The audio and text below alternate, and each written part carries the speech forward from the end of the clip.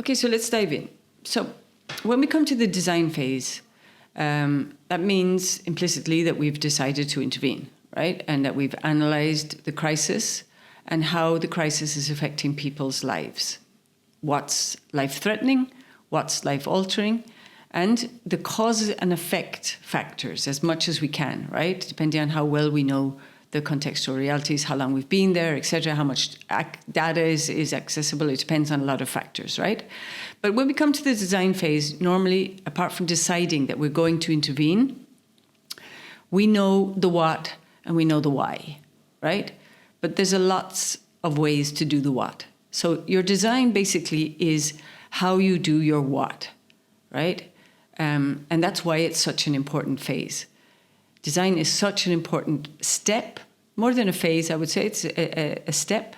And it's a step that should never finish also, right? And I'll talk more about that because a design should be adaptive, right? Because we have to understand that our first design will be flawed, right? Our second design will be flawed too. So the idea of continually improving our design as we learn more about the contextual realities and the people themselves should be kind of factored in, right? We shouldn't think of, okay, I'll do one design and then I'm going to implement that, come what may, no matter what the obstacles, no matter what the problems, that is it, right? And this fixed mentality that sometimes we have that's kind of weirdly resistant to the obvious contextual blockages that there may be doesn't work. Because it's like somebody really stubborn, no? Pushing something, trying to get something to fit when it doesn't fit. And that has serious consequences because at the end of the day, right, you're reducing the impact of what you're doing, right? And the whole point of what you're doing is to achieve maximum impact, right? And how you achieve maximum impact is through your design, okay? Principally, because your design determines impact, and we have to remember that there are degrees of impact, and that impact isn't always good, right? Impact, you can have a negative impact, you can have a positive impact, and then within positive and negative and neutral, there are degrees, right? You can have low impact, medium impact, high impact, both in negative and positive. So you have to be looking at it from a broader perspective in terms of impact isn't always good. And sometimes like you can do something that's really, really good impact for some people, but will have a negative impact on other people. And that's also something you have to see because that negative impact that you're generating in the contextual scenario can have a backlash on your implementation feasibility. Okay, so people aren't trained very well on design, and training people on project cycle management doesn't mean that people are trained on design. That's just how to run projects, right? Design requires experience. It requires the ability to analyze, the ability to know the right questions to ask, and the ability, above all, and the will to engage with the people in the operating environment, with the place that you're going to be implementing, and get their feedback, right?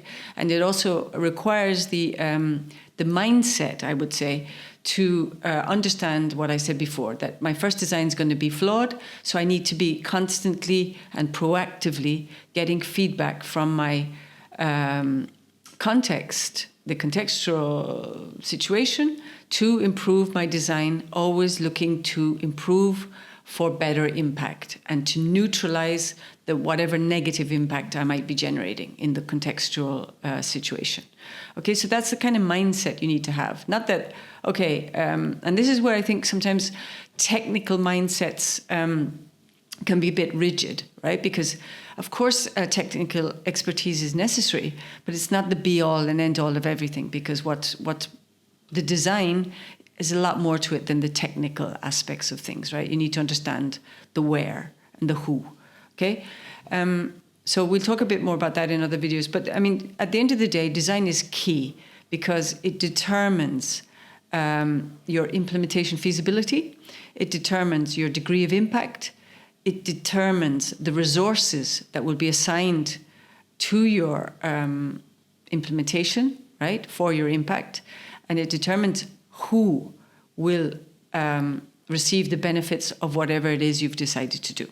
So design is essentially a decision-making process that is based on analysis of the information and knowledge coming from your contextual environment and coming from the people in that environment.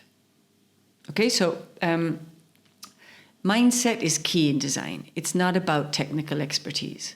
That's why to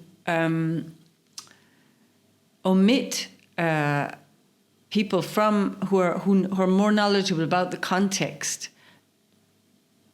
in favor of people who are more knowledge about the technical parts of programming, be it WASH, be it health, be it whatever, is an error, right? As I said before.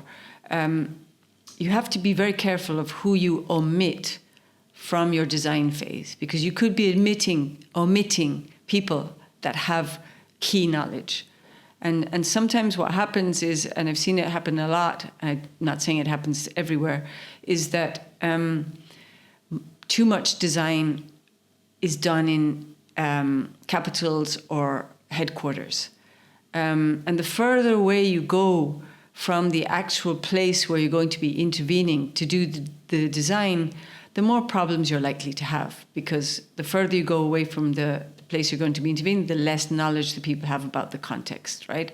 So this is a huge, in my opinion, error, because not only are you missing key pieces of information, but you're also not letting people learn from their own design processes by taking too many decisions in HQ, by people sitting very far away from the actual realities.